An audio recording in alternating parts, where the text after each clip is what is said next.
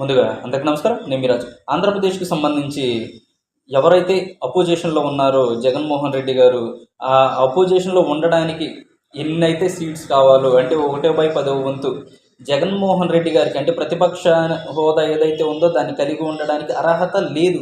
అర్హత లేకపోవడంతో వేరే విధంగా స్పందించారు జగన్మోహన్ రెడ్డి గారు. అదేంటంటే జగన్మోహన్ రెడ్డి గారు స్పీకర్ గారికి ఒక లేఖ రాయడం అయితే జరిగింది. అదేంటంటే దాని ఇంటెన్షన్ ఏంటంటే, నాకు ఎగ్జాక్ట్గా అధికార పక్షం ఏదైతే ఉందో దాంతో పోరాటానికి ప్రతిపక్ష హోదాని కల్పించాలి. కాబట్టి 18 సీట్లే రావాలి, ప్రతిపక్ష హోదాని కలిగి ఉండాలి అంటే ఈ రీతిలో ఉండడం అయితే జరగదు. అసలు రాజ్యాంగంలో ఎక్కడా లేదు. కాబట్టి మీరు నాకు ఖచ్చితంగా అధికార పక్షానికి అపోజిషన్లో ఉండేలాగా అంటే ప్రతిపక్ష హోదాని కల్పించండి అని చెప్పి జగన్మోహన్ రెడ్డి గారు ఒక లేఖను అయితే రాయడం జరిగింది దీనిపైన.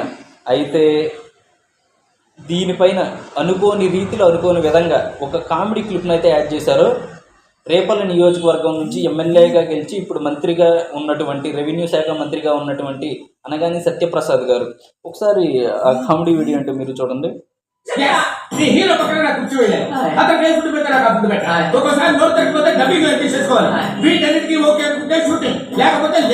చూసారా బాబు, అది వాడి క్యారెక్టర్.